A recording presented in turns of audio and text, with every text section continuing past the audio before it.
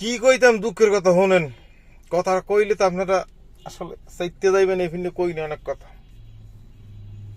বর্জন করলাম কোক, দেশি পণ্য খেয়ে হব ধন্য। এরকম একটা ডায়লগ আছে না? আছে। দেশি পণ্য আগে আনলে হুদো 60 এখন হ্যাঁ ওই গেছে 110টা। দাম সমানে বাড়তে আছে। ওই যে একজনের বর্জন করছি, আর একজন চেয়েছে। কথা বুঝছেন? এইভাবে হইলে তো হইবে না সোনার ময়না পাখি।